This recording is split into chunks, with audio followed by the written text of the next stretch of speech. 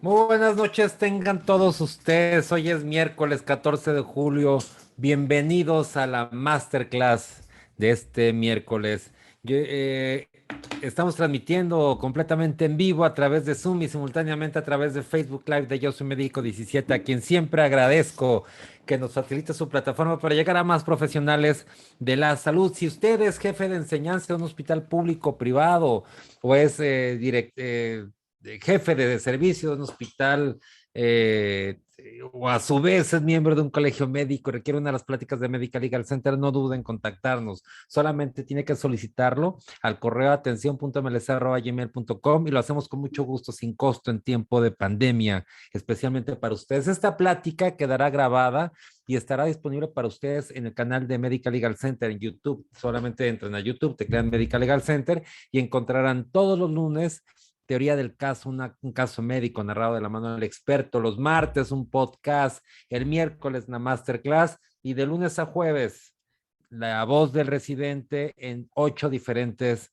especialidades. Yo les recuerdo que si quieren saber el programa de cada semana, entren a nuestras redes sociales, Facebook, Twitter, Instagram, Medical Legal Center y La Voz del Residente. También les recuerdo que nos ayuden a elaborar las preguntas al terminar la sesión solamente por el icono de preguntas y respuestas. Todavía me encuentro con muy buenas preguntas en las sesiones, pero elaboradas en el chat, en donde dice chat, y no se formulan porque no se elaboraron en el icono correspondientes. Hoy, antes de entrar de lleno con nuestra invitada, quiero decirles que estamos nuevamente con la comunidad médica está nuevamente en luto. Mi anterior podcast tenía que ver con el fallecimiento de Luis Fernando, un médico, un estudiante que estaba haciendo su servicio social, recordarán ustedes, en el norte del estado de Jalisco, lo mandan a Zacatecas y fallece, lo acribillan. Un tema delicado que tenemos el compromiso y que damos el compromiso que lo íbamos a mencionar hasta en tanto se encontrara un responsable. Eso no fue bastante. El día de hoy en la mañana, el doctor Irán, no tenemos los apellidos, nos han reportado, es el director del Centro de Salud de la ciudad de Tapachula, en Chiapas, fue también acribillado el día de hoy cuando iba llegando a su centro de salud. Son cosas que la comunidad médica no puede tolerar, no pueden pasar ese tipo de cosas precisamente por la seguridad de toda la comunidad médica. Entonces, estos dos casos los estaremos nombrando y estaremos señalándolos todos los días hasta en tanto se encuentre un responsable. Ahora sí, entramos de lleno a nuestra sesión del día de hoy, nuestra masterclass. Hoy tenemos una invitada de lujo, caray, miembro de CONACYT. A ver, estoy viendo su currículum. A ver, la doctora Rebeca Rivera Gómez. Ella es médico de la Universidad, egresada de la Universidad Autónoma de Baja California, de Campus Tijuana. Tiene una especialidad en pediatría por la Universidad Nacional. Quiero suponer que es la UNAM. La subespecialidad en oncología pediátrica, alta especialidad en sobrevivientes de cáncer infantil. Hoy con el tema, bueno, que está el tema de los medicamentos, sobrevivientes de cáncer infantil, del adolescente y del adulto joven, en la Universidad de Toronto, en el hospital de Sick Children's and Princess Margaret Cancer Center, y actualmente cursando la maestría en epidemiología, modalidad a distancia en la Universidad de Londres. Hombre, doctora, directora médica del Registro Poblacional de Cáncer de Tijuana y consulta a sobrevivientes de cáncer en el Hospital General de Tijuana, así como en la práctica privada, miembro de SNI de CONACYT. Y un temazo que es sobrevivientes de cáncer infantil, adolescente y del adulto joven. Doctora Rebeca, gracias por aceptar. Muy buenas noches. Hola, buenas noches. Pues un gusto saludarles y un placer que me hayan invitado. No, al contrario, doctora, yo quiero además señalar que la doctora Rebeca, como todos nuestros invitados, lo hacen de manera completamente altruista, lo hacen con el único fin de aportar a la comunidad médica ahora en tiempos de pandemia y eso tiene un valor increíble. Doctora Rebeca, la dejo con el mejor público, que son los profesionales de la salud y usted y yo nos vemos en la sesión de preguntas y respuestas. Claro que sí, muchas gracias. Déjenme poner la presentación, compartir pantalla. Se ve perfecto. Ok, sale, vale. Ok, pues soy la doctora Rebeca Rivera. Es un placer que nos estén acompañando en esta tarde y es un gusto para mí poder tratar este tema que realmente no se habla mucho. En los países desarrollados, pues ya es un asunto en el que se está trabajando desde hace varias décadas. Sin embargo, en nuestro país y en los países en desarrollo es un tema que todavía no es muy bien conocido. Hablando personalmente, durante mi formación como médico, como oncóloga pediatra, no se, no se abordó mucho este tema, sino hasta ya cuando yo ya estaba como oncóloga pediatra, tuve la oportunidad de conocer a fondo este tema y como le comentaban al principio, pues tuve la oportunidad de hacer también una alta especialidad en sobrevivientes de cáncer. Y pues es un tema que me gusta mucho, que me apasiona y me encanta poder compartirlo, los conocimientos a toda la comunidad médica, ¿no? Para conocer de qué manera podemos aportar a los sobrevivientes de cáncer en diferentes áreas, ¿no?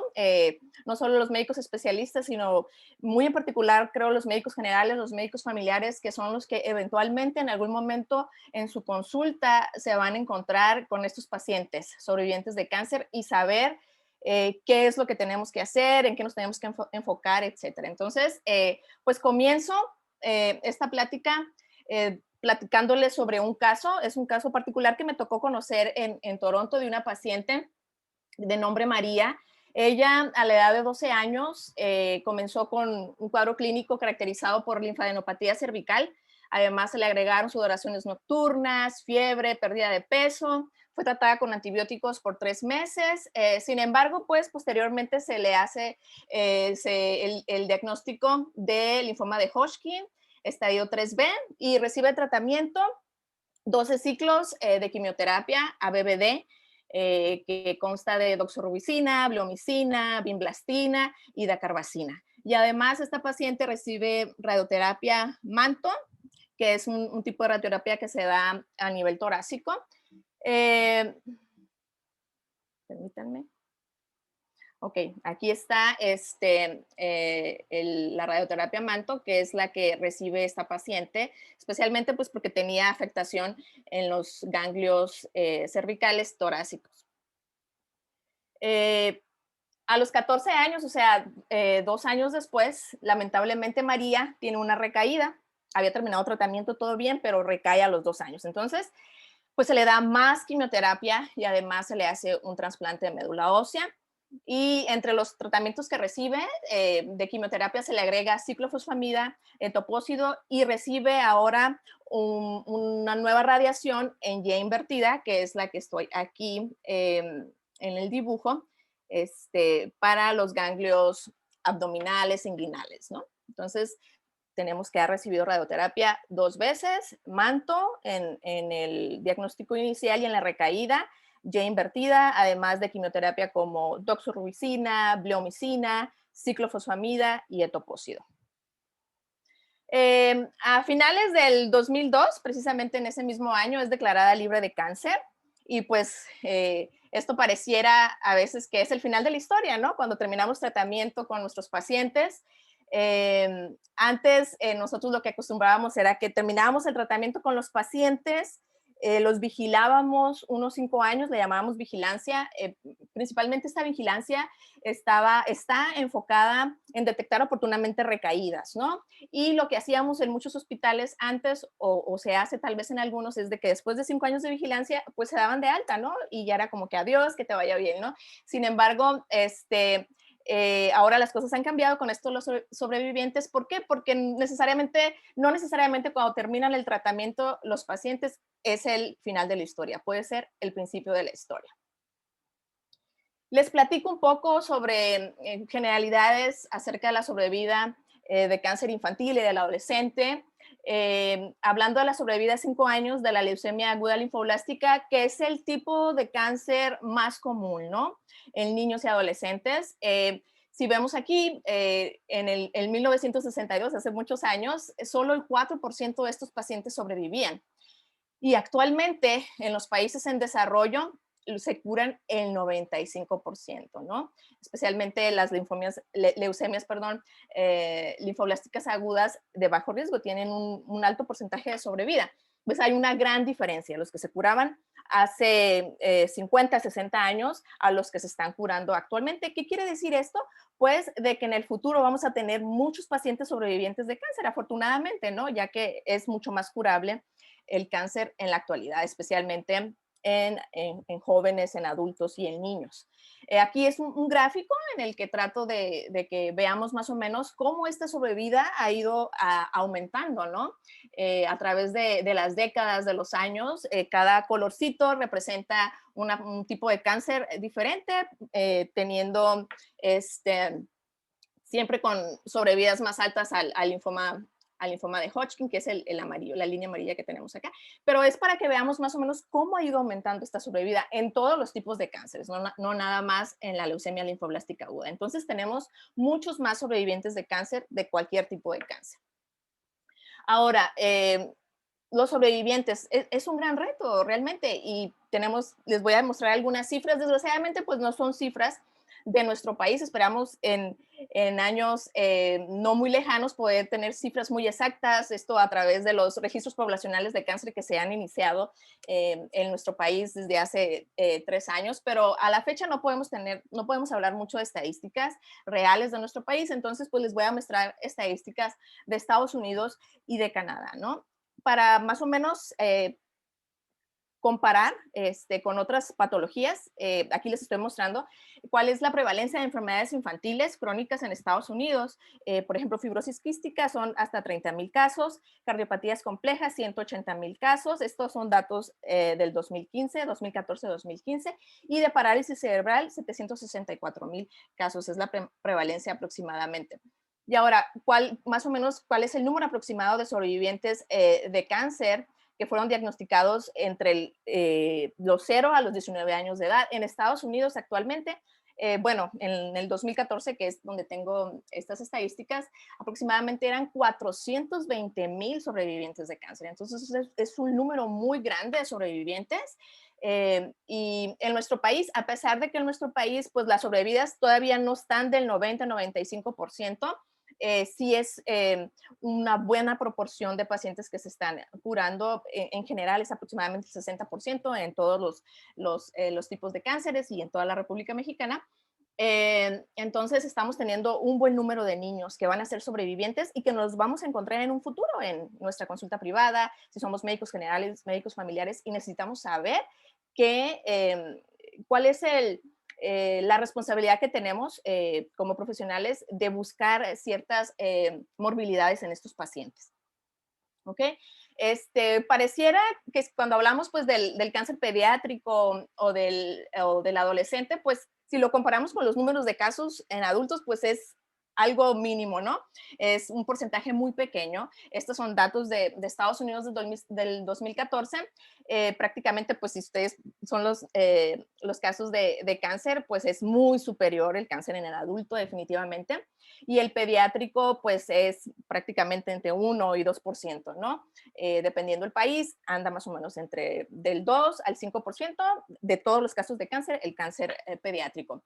Entonces podríamos decir, pero pues, ¿por qué te enfocas más en los sobrevivientes de cáncer infantil, del adolescente y adulto joven y no en los sobrevivientes de cáncer de adulto, ¿no? Aquí está la razón. Y la razón es, como les decía ahorita, es mucho más curable el cáncer infantil y estos pacientes obviamente pues van a vivir más años post-cáncer, ¿no? Entonces, si en los adultos la edad promedio más o menos de cáncer está entre los 50 y 60 años, pues una poca cantidad de estos pacientes van a vivir 30 años después, ¿verdad? De haber terminado su tratamiento. Sin embargo, en los pacientes que tuvieron cáncer de 0 a 19 años, una muy buena cantidad de estos pacientes van a vivir 30 años post-cáncer, 40 años post-cáncer, 50 años post-cáncer, ¿no?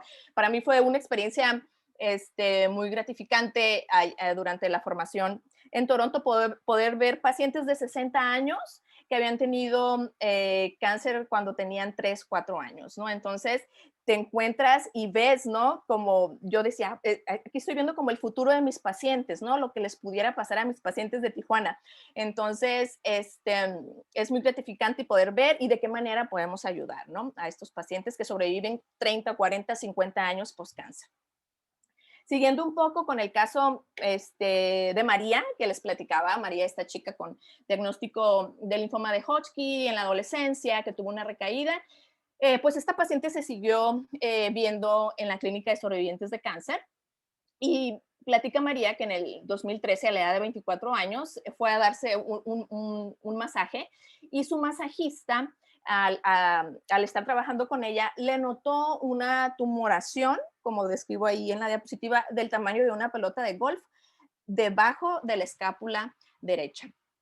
Pues inmediatamente fue a su médico, se le hizo una biopsia y desgraciadamente el diagnóstico fue un sarcoma pleomórfico indiferenciado. Tratemos de recordar un poco en las áreas donde recibió radioterapia María. ¿Qué tratamiento se le dio para este sarcoma pleomórfico? Fue cirugía y fue radiación. ¿Okay?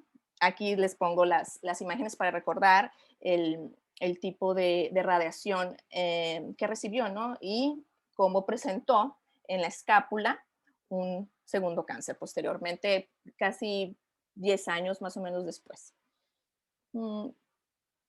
Pero la historia de María no termina ahí, desgraciadamente. 4 años después, cuando ella tenía 28 años, ella había iniciado a los 25 años un monitoreo, un cribado con resonancia magnética para detección oportuna de cáncer de mama. ¿Por qué? Pues porque recibió radiación torácica y pues el riesgo, como lo vamos a ver un poquito más adelante, de desarrollar cáncer de mama en estas pacientes, pues es alto. Entonces, en sus exámenes, en su cribado, en su monitoreo, a los 28 años después de haber iniciado este cribado, 3 años después, pues se le detectó en la resonancia magnética una pequeña tumoración, se le hace biopsia y el diagnóstico es un carcinoma ductal in situ. Se le hace con una doble mastectomía, es lo que se decide hacer como de manera profiláctica, con una reconstrucción. Y además de esto que les estoy mencionando, María tuvo otras morbilidades, ¿no? Tenía aumento de las pruebas de funcionamiento hepático, alteraciones en las glucosas, líquidos anormales, datos de falla ovárica y también el antecedente por ahí de un trombo calcificado en la aurícula derecha. O sea, no era tan sencillo haber sobrevivido al cáncer, ¿no? En el caso de María. Ahora, lo que los sobrevivientes de cáncer nos han enseñado a través de varias décadas que se han estado estudiando en países desarrollados es de que debemos de cambiar paradigmas, ¿no? De curar a cualquier precio, que en tiempos pasados era pues dale quimio, pues dale radio, ¿no? Para lo que uno quiere a veces es curar al paciente, ¿no? Sin embargo, ahora pues nos tenemos que enfocar en la calidad de la curación que le vamos a ofrecer a nuestro paciente. Y esto ha ayudado mucho porque un ejemplo así muy general que les platico es en el tratamiento de la leucemia linfoblástica aguda, que en el pasado pues se daba quimioterapia sistémica, también las terapias intratecales y además se utilizaba radioterapia cráneo-espinal a 24 grays como protocolo, ¿no? Pero ¿qué se empezó a ver? Que estos pacientes sobrevivientes presentaban datos francos de déficit neurocognitivos, o sea, sobrevivían al cáncer, pero tenían datos de disfunción endocrina, alteraciones del crecimiento, segundas neoplasias malignas, ¿no? Esto derivado de la radioterapia cráneo-espinal. Entonces, ¿qué fue a raíz de que se descubre eso? ¿Qué es lo que se empieza a hacer? Pues se empieza a tratar de eliminar la radiación espinal de entrada y reducir la dosis de 24, después a 18 grays, después a 12 grays. Y lo que se trata es de intensificar un poco más la terapia sistémica con dosis altas de metrotexate.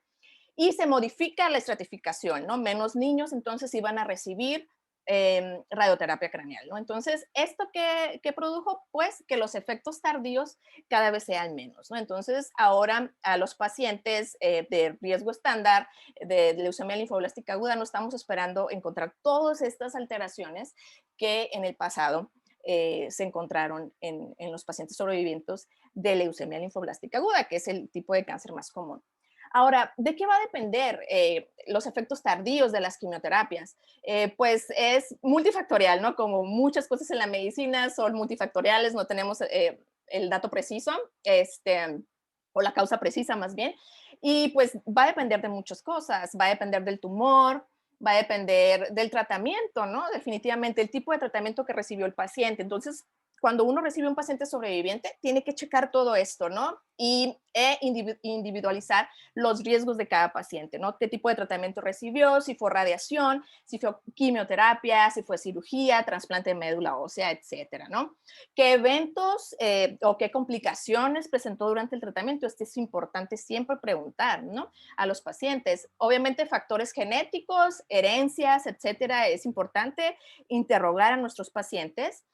Factores propios del paciente, el sexo, la raza, el nivel socioeconómico y obviamente los hábitos de salud, ¿no? Esos siempre son importantes. Si el paciente fuma, qué tipo de dieta lleva, si realiza ejercicio, la exposición solar, etcétera. Y el envejecimiento definitivamente, ¿no? De cada persona. Entonces son muchas las cosas que tenemos, los factores que tenemos que evaluar cuando tenemos a un paciente sobreviviente. Entonces, ¿cuál es el precio de curar? Sería la pregunta, ¿no? Entonces, ¿qué han encontrado diferentes estudios, desgraciadamente, ¿no? Pues han encontrado que 30 años posterior al cáncer, haberse curado, haber terminado un tratamiento, hasta el 73% de los pacientes van a tener mínimo una o más condición de salud crónica. O sea, prácticamente la mayoría de los pacientes 30 años post-cáncer van a estar lidiando con alguna condición de salud crónica, mínimo una. El 42%, casi la mitad, van a tener una condición severa que amenaza la vida. También son 8 veces más propensos a tener una condición severa de salud que amenaza la vida más que sus hermanos, ¿no? Aquí hay muchos estudios en los que se han comparado los sobrevivientes y sus hermanos, ¿no? Y les voy a estar hablando brevemente sobre eso. Y también son 8 veces más propensos a morir. Entonces es importante, ¿no? Que conozcamos estos datos. En este estudio que se hizo en el 2014, están comparando, como les mencionaba, a los sobrevivientes con sus hermanos y el desarrollo de condiciones de salud crónicas o severas a través de los años en la edad de los pacientes, ¿no? Entonces tenemos acá abajo la edad de los pacientes, 10, 20, 30, 40, 50 años, y la presentación de alguna condición de salud crónica o severa. Y podemos ver que hay mucha diferencia entre los hermanos, pues que no recibieron ningún tratamiento de cáncer, con los sobrevivientes, ¿no? ¿Qué podemos decir? Que a los 50 años de edad, pues casi el 50%, 60, mencionábamos ahorita 72% van a tener una condición de salud crónica o severa. Y también, si nos vamos a la de la cuarta condición, podemos decir que casi el 10% de los pacientes van a tener hasta 4 condiciones de salud crónicas o severas a los 50 años de edad. Entonces, si lo comparamos con los hermanos, pues sí hay una gran diferencia. ¿Cuáles son las causas de mortalidad en sobrevivientes? Bueno, la recurrencia y segundas neoplasias en el cáncer en general, ya sea pues como recurrencia o como segunda neoplasia, sigue siendo la primera causa definitivamente, es un 56%. Enfermedad cardíaca un 19%, enfermedad pulmonar un 3% y otras causas un 7%. Estas son las causas de mortalidad en sobrevivientes reportadas en el 2019. Ahora, voy a hablar un poco, serían muchos temas a tratar, como ustedes pueden darse cuenta hasta ahorita. Son muchas condiciones de salud crónica que pueden presentar, pero traté yo más o menos como de hablar de las 4 o 5 más comunes que yo encuentro actualmente en mis pacientes y que creo que se pueden encontrar ustedes también en algún momento en su consulta. Bueno, las segundas neoplasias es algo importante que no podemos dejar a un lado. Se reporta en este estudio que la incidencia acumulada a 30 años es del 9.3%, ¿no? Hasta 30 años después del diagnóstico de cáncer, hasta un 9% de los pacientes pueden presentar segundas neoplasias y también es la principal causa de muerte, ¿no? En los sobrevivientes, como veíamos ahorita, de más de 20 años post-cáncer, ¿ok? Entonces es importante hablar de segundas neoplasias y específicamente hablar del cáncer de mama y también porque estamos hablando de este caso en particular que les estoy presentando de María, esta chica que recibió radioterapia torácica y que posteriormente desarrolla, ¿no?, un cáncer de mama. Entonces es muy común en las pacientes con linfoma de Hodgkin que normalmente se presentan en la adolescencia y en estadios que requieren radioterapia torácica. Tenemos que vigilar que se desarrolle un cáncer de mama años después. Entonces, fíjense que en este estudio lo que se está tratando de demostrar es el riesgo acumulado para cáncer de mama y se compara a los sobrevivientes del linfoma de Hodgkin, que son la rayita azul, con otros tipos de cáncer infantil, otros sobrevivientes de otro tipo de cáncer infantil, que es la rayita amarilla, pero de forma interesante se compara con los pacientes que son portadores de las alteraciones del gen BRCA1 y el BRCA2, que son estos genes supresores que predisponen a cáncer de mama de manera importante, ¿no? Entonces, si ustedes se fijan, el riesgo acumulado para cáncer de mama en los sobrevivientes del linfoma de Hodgkin supera todos estos pacientes que se analizaron, incluyendo aquellas pacientes con alteraciones genéticas del BRCA1 y del BRCA2, ¿no? Entonces, es muy importante que a estos pacientes con diagnóstico de linfoma de Hodgkin que recibieron radioterapia, les hagamos un monitoreo, un cribado de cáncer de mama adecuado. Ahora, ¿cuál es, no? ¿Cuál es ese cribado para cáncer de mama, no? El año pasado salieron unas recomendaciones para la vigilancia o el monitoreo de cáncer de mama en pacientes sobrevivientes de cáncer infantil que hayan tenido radioterapia torácica principalmente. Entonces, ¿cuál es la indicación? ¿En qué pacientes sobrevivientes de cáncer vamos a hacer el monitoreo para cáncer de mama? Pues en aquellas mujeres que recibieron radioterapia torácica igual o mayor a 10 grays. ¿Ok? También mujeres que recibieron radioterapia en el abdomen superior, pues eso es importante, ¿no? También a veces los pacientes por alguna razón se radió el abdomen superior, también se necesitan vigilar si tiene otros factores de riesgo, ¿no? Como tal vez a lo mejor antecedente de cáncer de mama en la familia. Entonces, estos pacientes entran dentro del monitoreo para cáncer de mama. ¿Y cómo es este cribado, este monitoreo? Bueno, se inicia a los 25 años de edad o a los 8 años post radioterapia, lo que ocurra más tarde, ¿no? Entonces, 25 años de edad o 8 años post radioterapia, aquí hay que recordar lo que ocurra más tarde, ¿no? Entonces, esa es, a los 25 más o menos es cuando se inicia el cribado de estos pacientes. ¿Y con qué estudios? Pues con mamografía y resonancia magnética, ¿no? Obviamente, el examen físico también es válido y lo mencionan pues que en países en desarrollo obviamente que no va a ser fácil el acceso, especialmente a la resonancia magnética, pues, pues el examen físico es crucial, ¿no? Mamografía inclusive también se puede hacer ultrasonido, pero lo ideal sería mamografía más resonancia magnética. ¿Y cada cuánto va a ser? Pues va a ser cada año, a partir de los 25 años de edad u 8 años post radioterapia, anualmente hasta los 60 años de edad. Entonces, realmente, pues sí es una monitorización continua prácticamente de estas pacientes sobrevivientes del linfoma de Hodgkin que recibieron radioterapia. Ahora, otra cuestión que tenemos que vigilar de manera importante es la enfermedad cardíaca. Aquí también les muestro unos datos de pacientes sobrevivientes de cáncer que se compararon con sus hermanos. El riesgo de estos pacientes de desarrollar insuficiencia cardíaca fue 15 veces mayor a la de sus hermanos y también enfermedad coronaria 10 veces mayor. Esto principalmente la insuficiencia cardíaca secundario a cardiomiopatía que desarrollan estos pacientes secundario a las antraciclinas, que son aquellos medicamentos como la doxorubicina, daunorubicina, mitoxantrona, etcétera, ¿no? Entonces, estos medicamentos pues se usan mucho en los diagnósticos de cáncer. Como ahí menciono, hasta el 50% de los pacientes van a recibir antraciclinas. Entonces es importante, ¿no? Saber que la mitad de nuestros pacientes mínimo van a tener este riesgo y saber cómo los vamos a monitorear.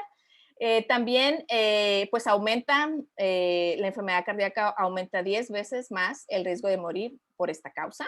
Es la tercera causa de muerte, como les había mencionado previamente en sobrevivientes. ¿Y qué tipo de enfermedad cardíaca es? Principalmente la cardiomiopatía, que lleva pues a una insuficiencia cardíaca, también, pero también la enfermedad arteriocoronaria prematura, pericarditis y enfermedad valvular, y así como arritmias, ¿no? Pero básicamente la vigilancia está mucho más enfocada a la cardiomiopatía.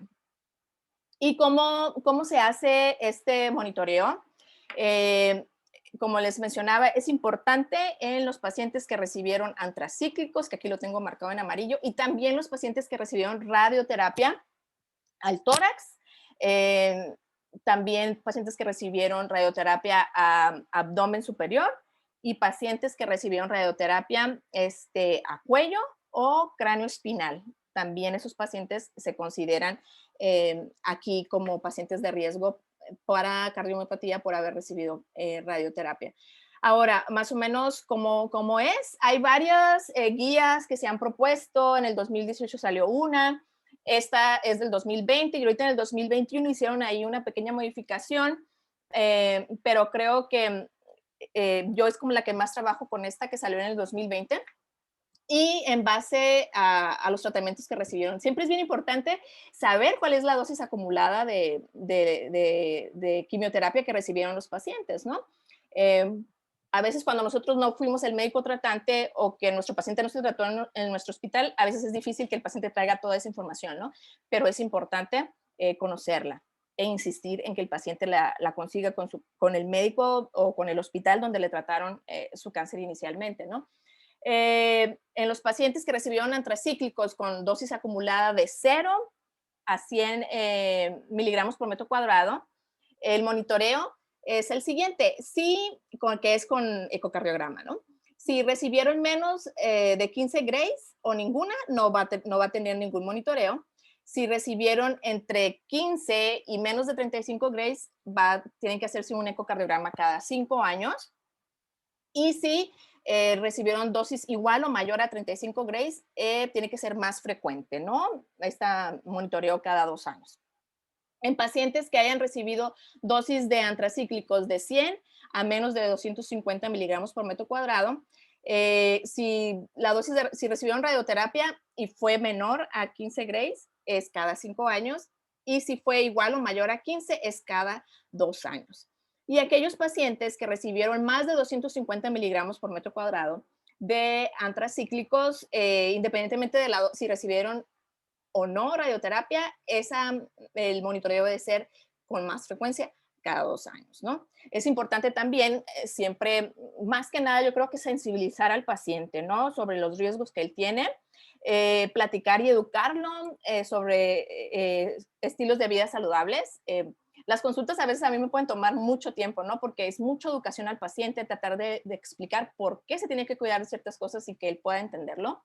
Entonces, hablarle sobre estilos de vida saludables para disminuir, ¿no? Otros factores de riesgo cardiovascular. Yo le digo, ya tu corazón recibió un golpe, ¿no? Por así decirlo, con los antracíclicos, doble golpe si también recibió radioterapia. Entonces, no queremos que reciba más golpes. Entonces, tienes que disminuir otros factores de riesgo cardiovascular, ¿no? O sea, buena alimentación, no fumar, hacer ejercicio, etcétera. Entonces, eso es muy importante, mantener bien checada su presión para evitar, o al menos si se detecta hipertensión, pues poderla tratar a tiempo para que no, pues reciba otro golpe, ¿no? El corazón. Y pues la vigilancia anual en el examen físico, ¿no? Estar viendo a nuestro paciente cada año y estarlo haciendo la exploración física completa. Ahora, algo también que considero yo importante que platiquemos y que pues a raíz de COVID, que todos sabemos cómo aumentaron los casos de enfermedad mental, pues con los pacientes sobrevivientes de cáncer no es la excepción. Y principalmente la depresión y la ansiedad es algo que ellos presentan mucho como efecto secundario a largo plazo. También el trastorno por estrés postraumático, ¿no? Normalmente hay muchos pacientes que ni siquiera quieren hablar, ¿no? Del cáncer. Tienen algunas reacciones emocionales físicas exageradas y hacen lo posible por evitar recuerdos del cáncer, ¿no? Inclusive, la consulta que hemos en el hospital, que hemos tratado pues de localizar a pacientes que ya tenían mucho que no venían al hospital y invitarlos, ¿no? A que vengan a la consulta sobrevivientes de cáncer. A veces no quieren venir porque el solo hecho de decir voy a ir al hospital o recordar del cáncer, no quieren, o a veces no es nada más el paciente, sino son los papás, ¿no? Muchas veces son los papás los que no quieren también hablar del cáncer. Inclusive me ha tocado pacientes sobrevivientes de cáncer que llegan y que el paciente no supo que tuvo cáncer, ¿no? Porque los papás nunca le dijeron, ¿no? Entonces, tener que platicar con los papás cuando sea el momento adecuado en el que ellos se sienten cómodos para hablar sobre esto, porque es importante. Ellos deben de saber que tuvieron cáncer, ¿no? Y qué tratamientos recibieron para poder cuidarse ahora como adultos. También la ideación suicida es algo que se presenta, pacientes con intento de suicidio también hemos tenido. Entonces, por eso es bien importante esta evaluación y que nosotros como médicos podamos detectar y interrogar de manera que podamos detectar alguna alteración, algún dato de enfermedad mental y poder canalizarlo, ¿no? Con el psicólogo a terapia o con el psiquiatra de manera oportuna. ¿Cuáles son los factores de riesgo para que los pacientes desarrollen enfermedad mental en sobrevivientes de cáncer? Es más común en el sexo femenino, que el diagnóstico haya sido durante la adolescencia, un trauma previo también al cáncer, que también hayan experimentado alguna situación familiar, etcétera, problemas de salud mental previo, también niveles bajos de apoyo social, historia de enfermedad mental en los padres, pacientes que recibieron tratamiento del sistema nervioso central también son más susceptibles, los pacientes con trasplante de médula ósea, algunas secuelas o cicatrices, deformidades físicas que les haya quedado como resultado de los tratamientos, ¿no? Ya, y en los pacientes ya más adultos sobrevivientes, pues que estén desempleados o que no tengan una relación sentimental, también se ha encontrado en relación con la enfermedad mental. Aún no hay unas guías como tal y recomendaciones, estas están en desarrollo como de monitoreo de enfermedad mental en pacientes sobrevivientes de cáncer, pero básicamente pues es platicar con los pacientes, darles la confianza, hacerles preguntas enfocadas en poder obtener respuestas sobre posibles factores de riesgo, ¿no? Otro también, algo que es relativamente común es el déficit neurocognitivo, ¿no? Cuáles son los pacientes que están en riesgo de tener alteraciones neurocognitivas, los pacientes que tuvieron diagnóstico de cáncer a edad muy temprana, los lactantitos, aquellos pacientes en la etapa escolar ya que tuvieron numerosas o prolongadas ausencias de la escuela debido a los tratamientos, a la enfermedad, ¿no? También aquellos pacientes que ya tenían historia de problemas de aprendizaje previo al diagnóstico, entonces con los tratamientos, pues aumenta el riesgo, ¿no? De desarrollar un déficit neurocognitivo. También tratamiento que resulta en decremento de los niveles de energía, el tratamiento que afecte la audición o visión, por ejemplo, los pacientes que son tratados con los platinos, con cisplatino, con carboplatino, especialmente con cisplatino, estos pacientes pueden desarrollar ototoxicidad, sordera, algún grado de sordera, entonces, pues a veces no saben que su hijo, los papás no escucha bien, ¿no? O los maestros no saben que no escucha bien y por eso no están aprendiendo bien, ¿no? Y también todos aquellos pacientes que recibieron terapia para tratar el cáncer a nivel del sistema nervioso central. ¿Cuáles son estos diagnósticos que se relacionan un poquito más con el déficit neurocognitivo? Pues definitivamente los tumores cerebrales, ¿no? Ya sea tanto por las cirugías, radioterapias, si es que reciben, y quimioterapias, ¿no? Los tumores en el ojo o en el oído también, porque pueden llegar a a recibir radioterapia pues en el sitio del tumor, y pues eso afecta directamente, si, ya sea que si se les radias la órbita o el ojo, pues también se va a afectar el cerebro, ¿no? Los pacientes con leucemia linfoblástica aguda, especialmente aquellos que todavía son manejados con protocolos que incluyen radioterapia, aunque también la dosis altas de metotrexate pueden afectar la cuestión neurocognitiva en pacientes, ¿no? Y en los pacientes con leucemia mieloblástica aguda, las dosis altas de citarabina también. Y en el linfoma no Hodgkin, porque pues es muy similar al tratamiento de la leucemia, que a veces reciben dosis altas de metotrexate. Entonces, aquí menciono pues los tratamientos que les decía, metotrexate a dosis altas, obviamente la terapia intratecal con metotrexate, citarabina. También pacientes que recibieron neurocirugía, radioterapia, principalmente a cráneo o corporal total o alguna región en la cara. Y los pacientes que fueron tratados con cisplatino y carboplatino que les comentaba yo ahorita, pues que son ototóxicos. Pues, ¿qué tipo de alteraciones neurocognitivas? Pues es un abanico, ¿no?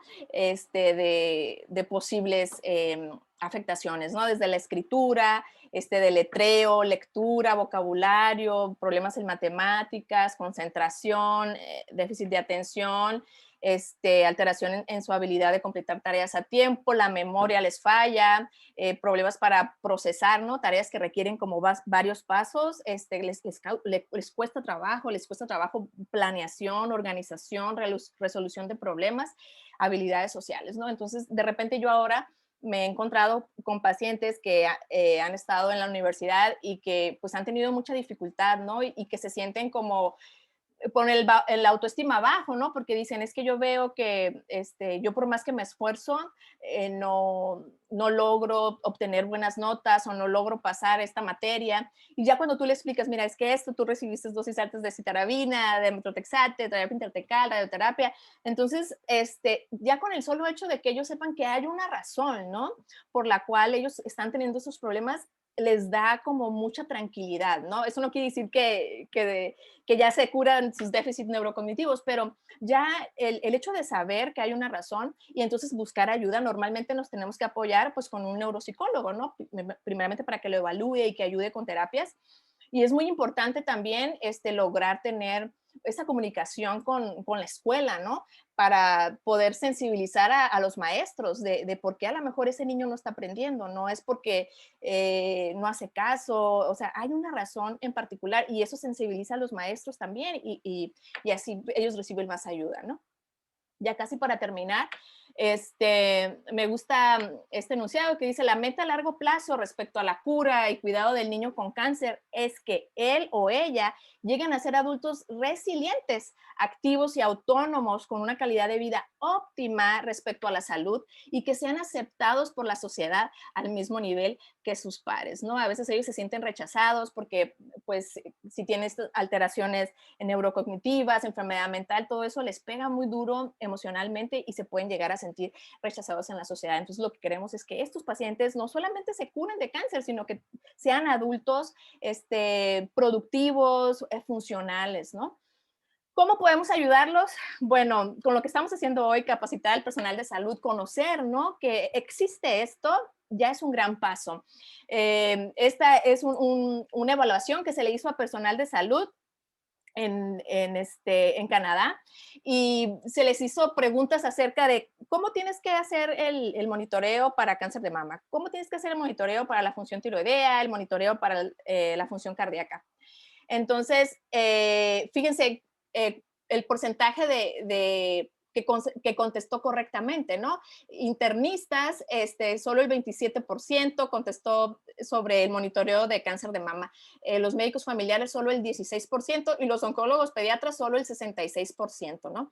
Entonces, este es un ejemplo para que entendamos que falta mucho hablar, ¿no? Sobre esto y saber cómo les tenemos que dar seguimiento a estos pacientes sobrevivientes, ¿no? También, ¿cómo podemos ayudar? Pues educando. En Estados Unidos y en Canadá existen muchos libros de apoyo, ¿no? Para el paciente. Estos libros son para los pacientes, en donde ellos leen y aprenden, ¿no? Sobre cuáles son esos riesgos y eso pues los empodera más, ¿no? Y les da tranquilidad. ser voz de los sobrevivientes en la comunidad. A mí me gusta esta parte, ¿no? Dar a conocer no solo en el área médica con ustedes, sino también en las personas que están ajenas a la situación de salud, que sepan, ¿no? Que los sobrevivientes pueden enfrentar retos, pero tienen la capacidad de sobrellevarlos. Y termino ya casi platicándoles qué pasó con María. María actualmente tiene 32 años, ya casi 33. Ella vive ahí en Toronto. Está haciendo un doctorado en genética del cáncer, más bien hizo un doctorado en genética del cáncer y actualmente está haciendo un postdoctorado en el National Cancer Institute sobre factores genéticos determinantes para segundos cánceres y es analista en políticas científicas para una fundación que se llama Friends of Cancer Research. Pues esa es la historia de María.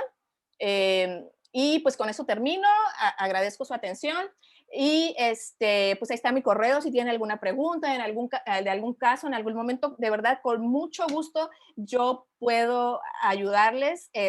También en las redes sociales me pueden seguir ahí como doctora Rebeca Rivera, sobrevivientes de cáncer. Me gusta compartir historias de sobrevivientes con la debida autorización de los pacientes y también algunos consejos como médicos y como sobrevivientes para llevar, para aplicar con nuestros pacientes y para la vida cotidiana de los sobrevivientes.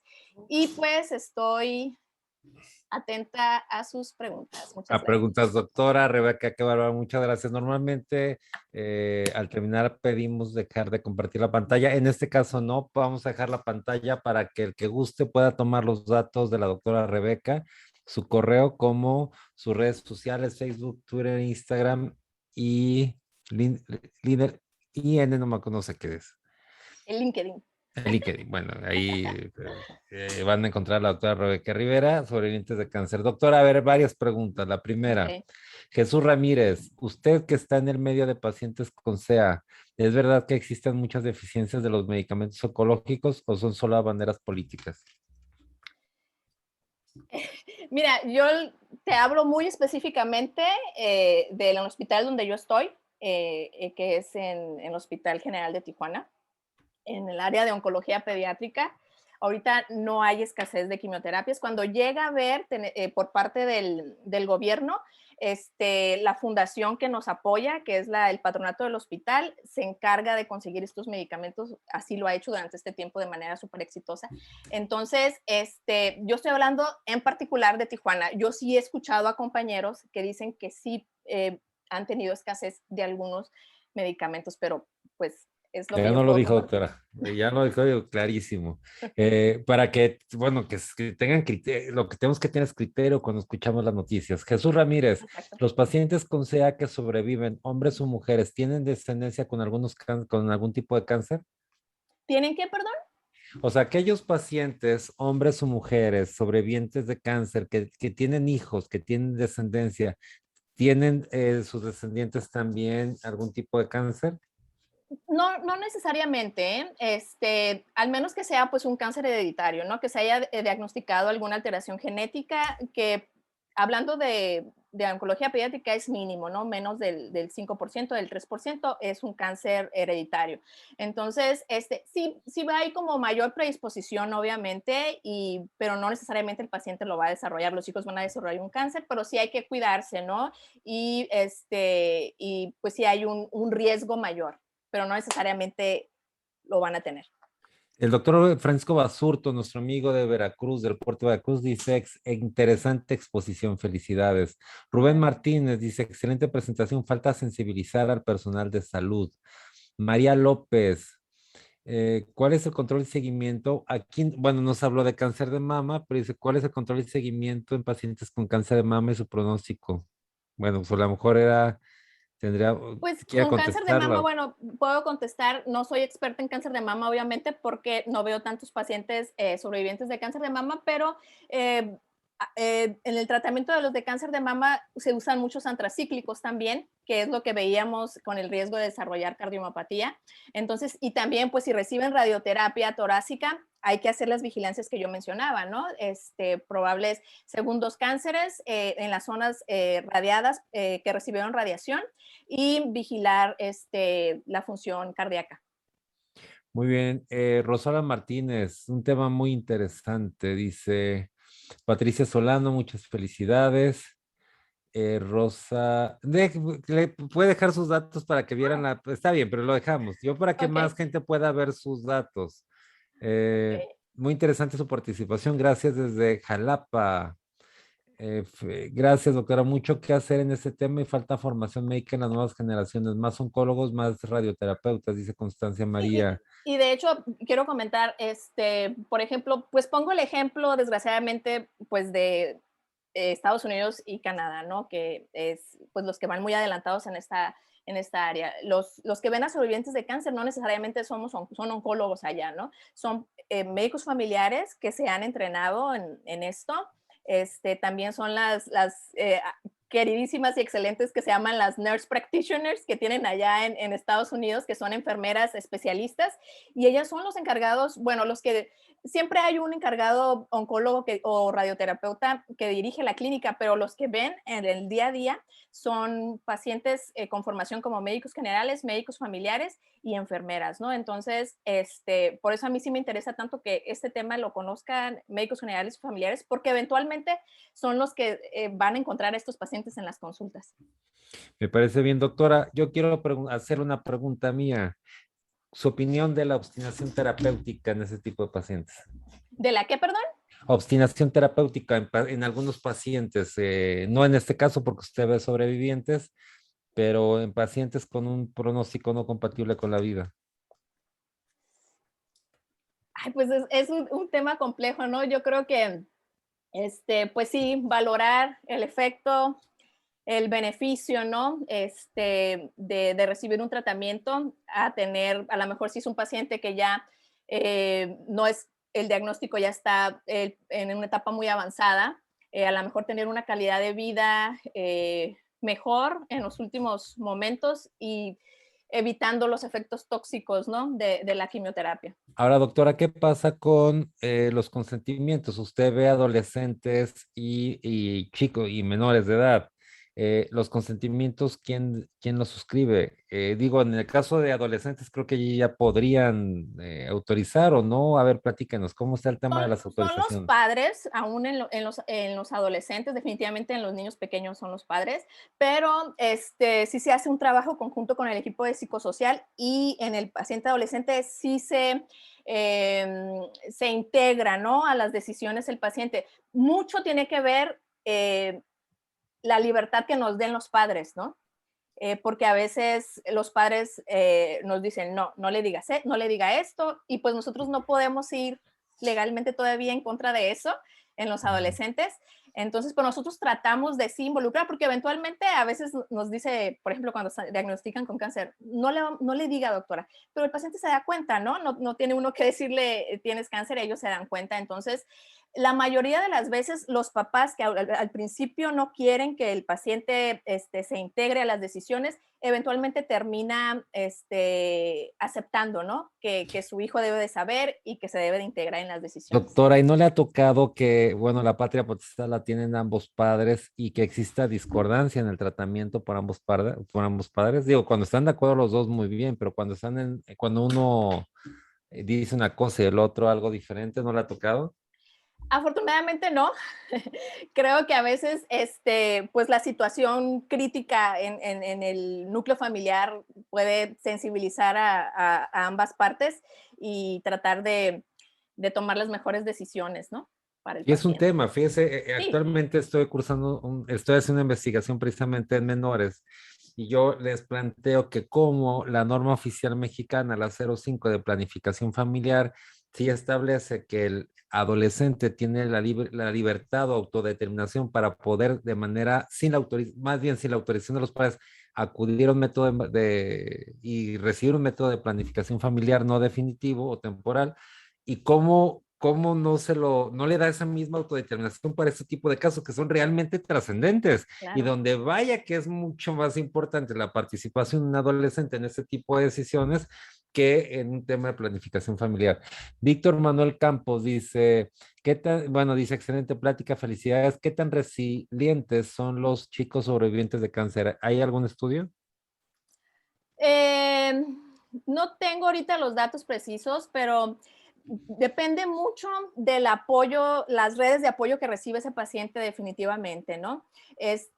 Y desgraciadamente en nuestros países, como se desconoce el tema de entrada, pues esas redes de apoyo no existen mucho, ¿no? Entonces, actualmente, pues los que queremos ser, lo que queremos hacer, los que estamos trabajando en el área de sobrevivientes, que no solamente soy yo, hay otros compañeros en otras partes del país que llevan excelentes clínicas de sobrevivientes, es pues de manera oportuna poder identificar redes de apoyo para que estos pacientes pues logren ser resilientes, ¿no? La mayoría de ellos. Martín Vasconcelos, excelente ponencia. Sin duda son temas que se deben exponer tanto a médicos como a la población. Muy congratulado por su plática. Jesús Ramírez dice, ¿los tratamientos de cáncer es costeable por pacientes y familiares o por los seguros médicos? O sea, ¿sí incluye los seguros médicos?